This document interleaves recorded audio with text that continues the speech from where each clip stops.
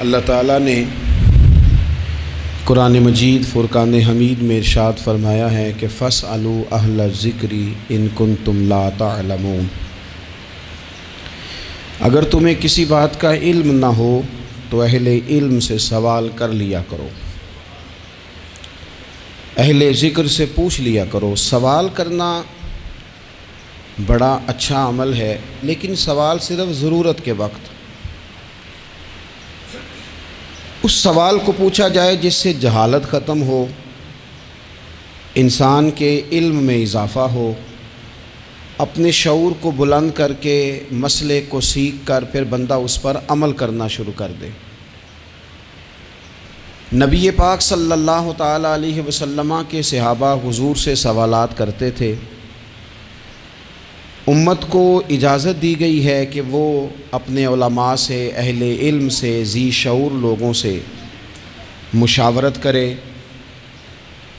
اور جس چیز کا علم نہیں ہے وہ اس شعبے کے ماہر سے جا کر اس کے متعلقہ وہ رائے لے۔ بہت زبردست مفتی بھی ہو، جید قسم کا عالم ہو، کتاب و سنت پر، سیرت پر، تصوف پر اس کی پوری دسترس بھی ہو، تو پھر بھی اسے حکم ہے کہ اگر وہ بیمار ہے تو وہ ڈاکٹر سے رجوع کرے، اس سے وہ سوال پوچھے، اپنی تسلی کرے اور اپنے حفظان صحت کے اصولوں کے مطابق وقت گزارے، لیکن وہ ضرورت کا، بے تکا نہیں، غلط نہیں، بحث کے لیے نہیں۔ نبی پاک صلی اللہ تعالی علیہ وسلم نے اس کی حوصلہ افزائی ان الفاظ کے ساتھ فرمائی ہے جو ابو داؤد شریف میں موجود ہیں۔ حضور علیہ الصلوۃ والسلام نے فرمایا کہ جہالت سے نجات حاصل کرنے کا ذریعہ سوال ہے۔ سوال پوچھو تاکہ تمہاری جہالت دور ہو جائے، لیکن اس کے کچھ قاعدے، کچھ ضابطے، کچھ اصول ہیں۔ ہمارے ہاں کچھ عرصے سے یہ رجحان ہوا ہے کہ ابحاث، کثرت سوالات، ایسی باتیں جن کا اس انسان سے جو سوال پوچھ رہا ہے دور دور تک کوئی تعلق ہی نہیں بنتا، بے معنی اور بے مقصد اور بے محل گفتگو، بے موقع باتیں، یہ رجحان پکڑتی جا رہی ہیں سوسائٹی کے اندر۔ ہر شخص کو تجزیہ نگار بنا دیا گیا ہے، ہر شخص کو عالم بنا دیا گیا ہے، ہر شخص کو ڈاکٹر ڈکلیئر کر دیا گیا ہے، ہر بندہ اپنی مرضی کی رائے دے رہا ہے۔ اس کا نقصان یہ ہوا ہے کہ ملک تیزی سے غیر مستحکم ہوتا چلا جا رہا ہے۔ بگڑتے، بکھرتے، ٹوٹتے خیالات، بہت زیادہ جب باتیں ہونے لگ جاتی ہیں، بہت زیادہ جب بحثیں ہونے لگ جاتی ہیں تو وہ نفرتوں کو جنم دیتی ہیں، وہ اذیت کا باعث بنتی ہیں۔ قرآن مجید فرقان حمید آپ دیکھیے تو سورہ بقرہ میں سے جو آیہ کریمہ میں نے آج تلاوت کی ہے خطبے میں، اس میں اللہ تعالیٰ نے فرمایا ام تریدون ان تسألوا رسولکم کما سئل موسیٰ من قبل، کیا تم میرے نبی پاک علیہ السلام سے بھی اسی طرح ہی سوال کرنا چاہتے ہو جس طرح حضرت موسیٰ کی قوم نے ان سے کیے تھے؟ جس طرح پہلے حضرت موسیٰ علیہ السلام سے سوال کیا گیا تھا، تم بھی میرے رسول سے اسی طرح سوال کرنے کا ارادہ رکھتے ہو؟ کبھی بنی اسرائیل والوں نے کہا کہ ہمیں پتھر سے پانی نکال کے دیا جائے، کبھی کہا کہ ہمیں کھانا من و سلوہ دیا جائے، کبھی کہا کہ ہم اس وقت مانیں گے جب رب کو اعلانیہ دیکھ لیں گے۔ کیا تم میرے رسول سے بھی اسی طرح ہی سوال جواب کرنا چاہتے ہو؟ ضرورت کے لیے سوال ضرور کریں، یہ پہلا ہی سپارہ ہے۔ حضرت موسیٰ علیہ السلام کا زمانہ مبارکہ ہے۔ ایک شخص نے اپنے کزن کو، اپنے چچا کے بیٹے کو، چچا زاد کو قتل کر دیا اور خود ہی اس کا مدعی بن کے حضرت موسیٰ کے پاس آیا کہ بتائیے جناب میرے اس بھائی کو کس نے قتل کیا ہے؟ حضرت موسیٰ نے ایک سادی سی بات کی، کیا فرمایا؟ وَإِذْ قَالَ مُوسَىٰ لِقَوْمِهِ إِنَّ اللَّهَ يَأْمُرُكُمْ أَن تَذْبَحُوا بَقَرَةً۔ حضرت موسیٰ علیہ السلام نے اپنی قوم سے کہا کہ اللہ تمہیں حکم دیتا ہے کہ ایک گائے ذبح کرو، گائے کا کچھ حصہ مقتول کو مارو، وہ خود اٹھ کے بتا دے گا مجھے کس نے قتل کیا ہے۔ یہ پہلا سپارہ ہے قرآن مجید کا، آپ اس کو دیکھ لیں، یہ آیت نمبر 67 سے شروع ہو رہا ہے۔ تو اب وہ چونکہ ذبح کرنا نہیں چاہ رہا تھا، اس کو پتہ تھا کہ مجرم تو میں خود ہوں، وہ ذبح چونکہ کرنا نہیں چاہ رہا تھا تو اس سے کہا کہ مارو ایک حصہ گائے کا، اس کو تو یہ اٹھ کے بتا دے گا۔ تو اس نے جواب کیا دیا؟ قالوا اتتخذون ہزوا، کہنے لگا آپ میرے ساتھ مذاق کرتے ہیں، کبھی ایسا بھی ہوا ہے؟ قال اعوذ باللہ ان اکون من الجاہلین، حضرت موسیٰ علیہ السلام فرمانے لگے میں اللہ کی پناہ مانگتا ہوں میں جاہلوں میں سے ہو جاؤں، ہر وقت مذاق کرتے رہنا یہ تو جاہلوں کا طریقہ ہے۔ کن کا ہے؟ حضرت موسیٰ نے کہا ہے، قرآن پاک ہے، ہر وقت مذاق کرتے رہنا۔ خوش طبعی اور چیز ہے، مسکراتے رہنا، لیکن کسی کا مذاق ہر وقت اڑاتے رہنا کن کا طریقہ ہے؟ جاہلوں کا۔ جب کہا نہیں ذبح کرنی ہے تو اب ذرا دیکھیے، کرنا نہیں نہ چاہ رہے، قالوا ادع لنا ربک یبین لنا ما ہی، کہنے لگے اے موسیٰ پھر آپ نہ رب سے دعا کریں کہ وہ ذرا کھول کے بتائے وہ گائے کس طرح کی ہو۔ ارادہ نہیں نہ ذبح کرنے کا، آپ دعا کریں۔ قال انہ یقول انہا بقرۃ لا فارض ولا بکر، فرمایا کہ رب کہتا ہے وہ گائے نہ بوڑھی ہو نہ زیادہ بچیا ہو، عوان بین ذالک، ان کے درمیان ہو، یعنی جوان گائے ہو۔ فافعلوا ما تؤمرون، کرو جس کا تمہیں حکم دیا جا رہا ہے۔ قالوا ادع لنا ربک یبین لنا ما لونھا، لو اگلی بات سن لو، کہنے لگے آپ دعا کریں رب سے کہ وہ کھول کے بتائے اس کا رنگ کس طرح کا ہو، رنگ بتائیں کس طرح کا ہو۔ قال انہ یقول انہا بقرۃ صفراء، فرمایا رب فرماتا ہے کہ صفراء رنگ کی ہو، یعنی گہرے زرد رنگ کی ہو۔ یہ رب فرماتا ہے اس طرح کی گائے ذبح کرو۔ فاقع لونھا تسر الناظرین، اور جب کوئی اسے دیکھے تو اسے اچھا بھی لگے، آنکھوں کو اچھی لگے وہ گائے، اس طرح کی گائیں ذبح کرو۔ لو اتنی باتیں بتا دی۔ قالوا ادع لنا ربک یبین لنا ما ہی، کہنے لگے نہیں آپ پھر دعا کریں اللہ ذرا کھول کے بتائے گائیں کس طرح کی ہو۔ ان البقرہ تشابہ علینا، ہمیں ذرا گائیں پر شبہ پڑ گیا ہے کس طرح کی ذبح کرنی چاہیے۔ وَإِنَّا انشاءاللہ لمہتدون، اگر اللہ نے چاہا تو ضرور ہم ہدایت پا جائیں گے۔ پھر اللہ تعالیٰ نے فرمایا کہ قال انہ یقول انہا بقرۃ لا ذلول تثیر الارض، گائیں اس طرح کی ہو کہ وہ کبھی کھیتی میں نہ چلائی گئی ہو، یعنی اس کو کبھی کام نہ اس سے لیا گیا ہو۔ بیل کو لوگ لگاتے تھے نا، جو کام آج ٹریکٹر سے لیا جاتا ہے وہ گائے بیل سے لیا جاتا تھا، تو وہ کھیتی باڑی کے کام نہ اس کو لگایا گیا ہو۔ ولا تسقی الحرث، اور نہ اس سے پانی نکالا گیا ہو، نہ کھیت چلانے ہل چلانے میں لگائی گئی ہو، اور وہ جو کنواں ہوتا تھا جس کے گرد گائیں گھومتی تھی، تو کہا وہ بھی کام اس نے نہ کیا ہو گائے نے۔ مسلمۃ لا شیۃ فیہا، وہ ہر عیب سے پاک ہونی چاہیے۔ قالوا الآن جئت بالحق، اب کہنے لگے اب آپ صحیح بات لے کے آئیں، اب سوال ختم ہو گئے نا، کہنے لگے اب آپ بات فذبحوہا، انہوں نے ذبح کر دی۔ وما کادوا یفعلون، پر ایسا کرتے نظر آتے، لگتا نہیں تھا کریں گے ذبح پر ذبح۔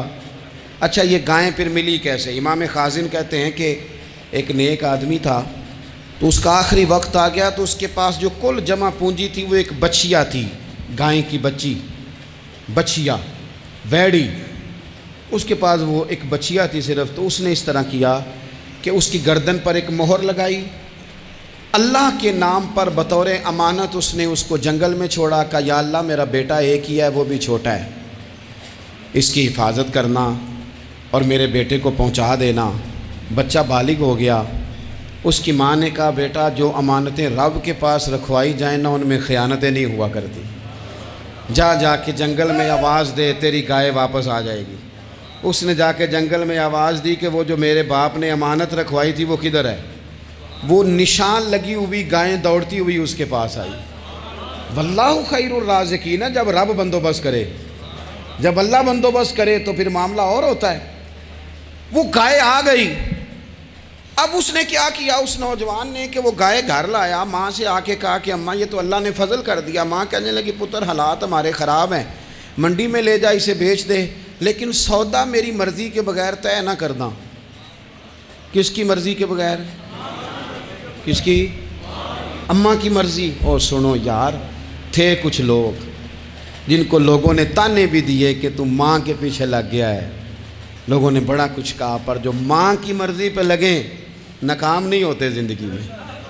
یہ دیکھو ماں کی مرضی پہ لگا، اس کی قیمت کتنی تھی گائے کی؟ بڑی مہنگی تھی، پر 3 دینار کی تھی۔ منڈی میں لے گیا، 3 دینار اس کی قیمت لگ گئی۔ تو ماں نے کہا تھا میری مرضی کے بغیر سودا نہ کرنا، اب بچے تو نہیں نا مانتے، اماں کو کیا پتا باہر بزنس کیا ہے، لین دین کیا ہے، پر ماں نے کہا تھا میری مرضی، بندہ دے رہا ہے اسے 3 دینار، اس نے کہا جی میں نے طے تب کرنا ہے، ڈن تب کرنا ہے، پہلے اماں سے پوچھنا ہے۔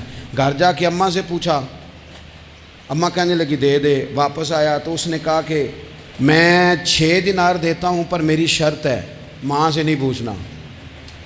اس نے کہا تو 12 بھی دے، ڈن تب بھی ہونا ہے جب اماں نے کہنا ہے۔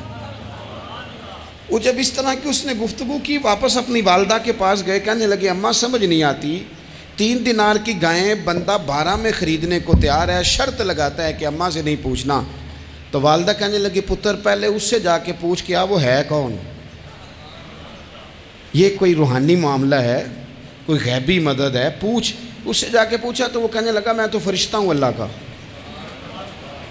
تو نے گائیں بیچنی نہیں، اس لیے کہ تیرا باپ بھی نیک ہے، تیری ماں بھی نیک ہے، رب تیرے رزق میں برکت پیدا فرمانا چاہتا ہے۔ ماں باپ نیک ہونا رزق میں برکت ہو جاتی ہے، ماں باپ نیک ہوں، ان کی صالحیت کا اثر پہنچتا ہے بچوں تک، رزق حلال کما کے لانے والے ہوں تو گھر میں برکت ہوتی ہے۔ جا کے کہا کہ تیرے ماں باپ نیک تھے، اسے نہ بیچنا گائے کو، تو کیا کریں؟ کہنے لگے بنی اسرائیل والے سوال کر کے خود مشکل میں آ گئے۔ اب وہ ایسی گائے جو جوان بھی ہو، یہاں تو ہر غریب آدمی اپنی گائیں یہاں لگا دیتا ہے، کھیتی باڑی میں یہاں لگا دیتا ہے، کنویں میں پانی نکالنے میں، تو یہاں تو ہر ایک کی گائیں، تو ایسی گائیں جس کا رنگ بھی اتنا پیارا ہو، زیادہ بوڑھی زیادہ بچی بھی نہ ہو، اور ابھی تک کھیت میں بھی نہ لگی ہو، وہ سوائے تیرے کہیں نہیں ہے۔ اس نے کہا چل پھر مہربانی کر بتا میں کتنے کو دوں گائیں، اگر وہ آ جائیں تو کتنے کو بیچنی ہے؟ اسے کہنا کوئی نہیں، ریٹ تو زیادہ کرنا ہی نہیں، ان سے کہنا گائے کے اندر سے گوشت نکال دیں اور جتنا گوشت ہے اتنے پیسے بھر دیں، اس کی کھلڑی بھر دیں۔ اب وہ بنی اسرائیل والے ڈھونڈتے پہنچ گئے، کہا جناب گائیں 3 دینار کیا 6 لے لو۔ اس نے کہا نہ بھائی، ذبح کروں گا، گوشت نکالوں گا، جتنا وزن گوشت کا اتنے پیسے بھرو گے کھال میں تو پھر گائے تمہیں ملے گی۔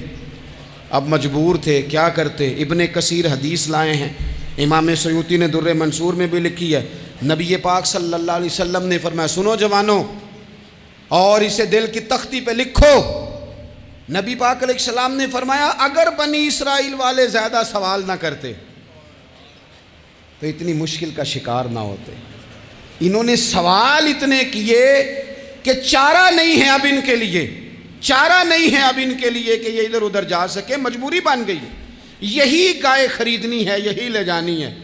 اب اتنا سارا مال جمع کر کے وہ گائے خریدی، ذبح کی، تو مقتول کو جب اس کا ایک حصہ مارا تو اس نے اٹھ کے کہہ دیا یہ جو مدعی بنا ہوا ہے نا، یہی تو میرا قاتل ہے، یہی تو میرا قاتل ہے، یہی تو ہے، اس نے یہ سارا کام کیا ہے۔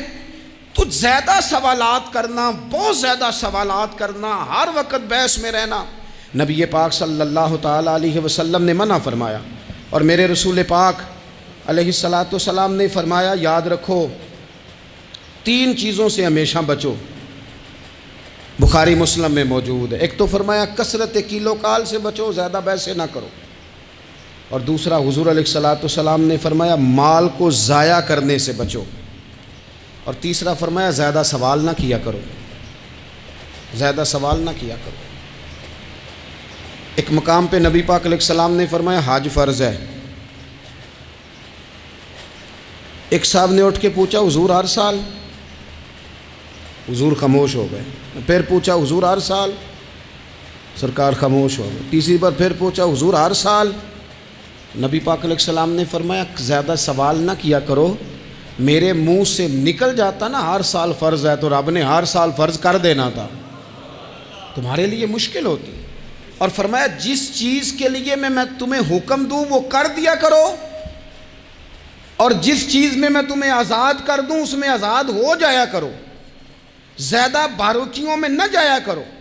جن لوگوں نے بھی باریک بن کے چیزیں ڈسکس کرنی چاہی نا، الجھ گئے، تنگ آ گئے، اور جو کسی ایک دروازے کے فقیر تھے، ایک دروازے کے فقیر تھے، ایک دروازے کے فقیر تھے، کسی ایک راہ سے خیرات لیتے تھے، زیادہ الجھاؤ نہیں پیدا کیا انہوں نے۔ میں کہہ چکا ہوں علم حاصل کرنے کے لیے سوال ضرور کریں، لیکن بحث کے لیے اور الجھاؤ پیدا کرنے کے لیے، نئی سے نئی راہ تلاش کرنے کے لیے، یہ بات درست نہیں ہے۔ بلکہ بخاری مسلم میں ایک حدیث ہے جس کو پڑھ کے انسان بار بار سوچنے پہ مجبور ہو جاتا ہے کہ اس طرح بھی ہوتا ہے۔ حضرت انس بن مالک رضی اللہ تعالیٰ عنہ ارشاد فرماتے ہیں، ہم سب حضور کی بارگاہ میں بیٹھے تھے، بخاری مسلم ہے، نبی پاک علیہ السلام تشریف فرما تھے، حضور کی عادت مبارکہ تھی، جہاں موقع آیا حضور بیٹھ گئے۔ حضور زمین پہ جلوہ فراز تھے۔ صحابہ کرام نے سوال پوچھنے شروع کیے، یہ بھی بتائیں، یہ بھی بتائیں۔ کچھ نوجوان تھے، انہوں نے کچھ سوالات شروع کیے، انہوں نے بہت زیادہ سوالات کیے کثرت سے۔ تو حضرت انس بن مالک رضی اللہ تعالیٰ عنہ فرماتے ہیں بہت سوالات، جب زیادہ سوال ہو گئے نا، اللہ کے رسول صلی اللہ علیہ وسلم اٹھ کے نا ممبر پہ بیٹھ گئے، فرمایا پوچھو جو تمہارا جی چاہتا ہے میں بتاؤں گا، پوچھو، کرو سوال کرو۔ ایک شخص نے اٹھ کے عرض کی یا رسول اللہ میرا باپ کون ہے؟ فرمایا حذیفہ۔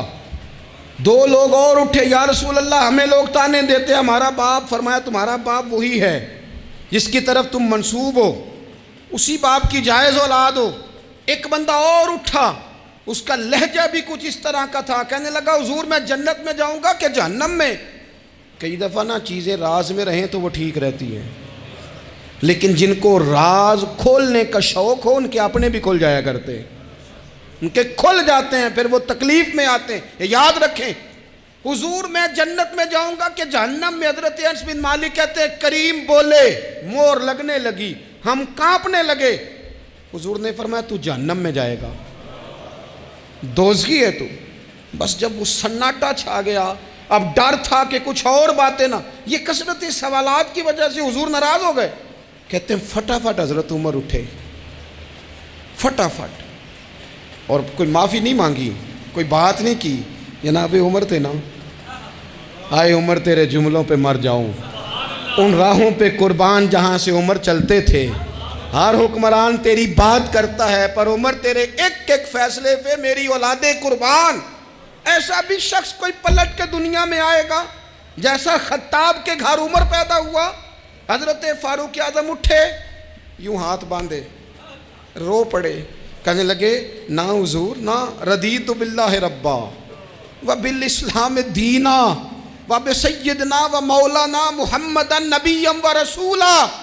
حضور ہم بڑے راضی ہیں کہ اللہ ہمارا رب ہے، سونیا بڑے راضی ہیں کہ دین ہمارا اسلام ہے۔ یا رسول اللہ ہم بڑے راضی ہیں کہ اللہ نے آپ کو ہمارا نبی بنا کے بھیجا ہے۔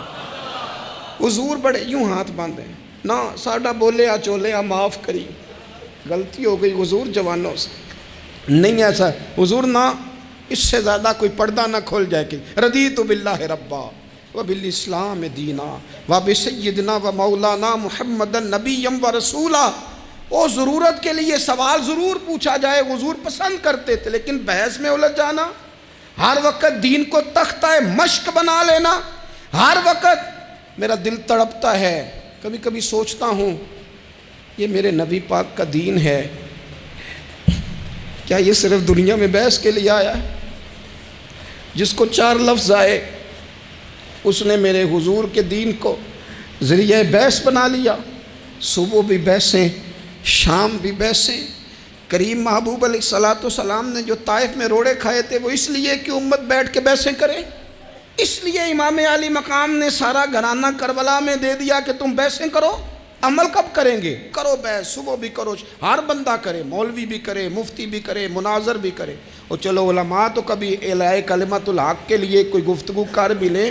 ہر چوک چراہے میں بحث، ہر جگہ مناظرہ، خدا را بلا ضرورت تو چھوڑ دیں، بلا وجہ تو چھوڑ دیں، کبھی تو مان کر چلنے کا مزاج بنا لیں، کبھی تو قبول کر لیں۔ یا رسول اللہ رضیت باللہ ربا وبالاسلام دینا وبسیدنا ومولانا محمد نبی و رسولا۔ حضور بڑے راضی ہیں کہ اللہ ہمارا رب ہے، اسلام ہمارا دین ہے، آپ ہمارے نبی ہیں۔ حضور ہم بڑے ہی راضی ہیں، ہم پر کرم نوازی ہو جائے۔ تو حضور نے فرمایا عمر بیٹھ جا، اللہ تیرے اوپر رحم فرمائے۔ عمر بیٹھ جانا، رب تیرے اوپر رحم فرمائے۔ اور پھر فرمایا عمر یہ رب نے تجھے ہی توفیق دی ہے، یہ تجھے توفیق ملی ہے۔ تو اتنی زیادہ بحثیں. میں کبھی کبھی کچھ سوالوں کے جواب دینے کو جی نہیں نہ چاہتا. آپ جو سوال کر رہے ہیں وہ پتہ ہے حضور کے ایک عظیم صحابی کے بارے میں کر رہے ہیں. آپ ان پر بحث کرنا چاہتے ہیں, آپ ان کو تختہ مشق بنانا چاہتے ہیں. جی نہیں کرتا, وہ ہستی اونچی ہے. نہ بھائی نہ, دل نہیں مانتا, خیال نہیں پیدا ہوتا. ہم تو ان بزرگوں کے ماننے والے ہیں جو حضور کی ازواج کا اور چاروں بیٹیوں کا نام لیتے تھے تو وضو کر کے لیتے تھے. وہ تو باتیں کرتے تھے تو ڈر ڈر کے کرتے تھے, کہتے تھے توبہ توبہ توبہ. ہم کہاں اور وہ لوگ کہاں. لیکن آج ہر آدمی کو بحث کا شوق آیا ہے. ہر شخص ہے جو کہتا ہے مجھے بھی 3 باتیں آتی ہیں, میں بھی تھوڑا سا مفتی ہوں, میری بھی سن لو. تو اپنی زندگی میں اتنا دروازہ بحث کا نہ کھولیں, اتنا الجھاؤ نہ پیدا کریں, اور ایسے بے جا لا یعنی اور بے مقصد سوالات سے اپنے آپ کو بچائیں جن میں انسان پڑھے تو اس کے لیے الجھاؤ بڑھ جائے. بعض سوالات ایسے بھی حضور سے کیے گئے کہ سرکار نے ان پر سخت ناراضگی کا اظہار فرمایا. فرمایا اس سوال کی کیا حاجت. تو میں آپ سے گزارش کروں گا سیکھنے کے لیے مسئلہ ضرور پوچھیں, سیکھنے کے لیے. اب بہت ساری ایسی چیزیں ہیں جن کا قبر میں ہم سے کوئی سوال نہیں ہوگا, لیکن صبح شام بحث ہوتی ہے اس پہ. ہمارا کوئی اس مسئلے میں لینا دینا نہیں, لیکن ہم بحث کرنے کو صبح و شام تیار ہیں. اللہ تعالیٰ بابا فرید الدین مسعود گنج شکر, داتا علی حجویری اور ان مشائخ اور ان بزرگوں کی اس دھرتی پر فضل فرمائے, اور اس وطن کو اللہ قیامت کی صبح تک آباد فرمائے. آخر دعوانا ان الحمد.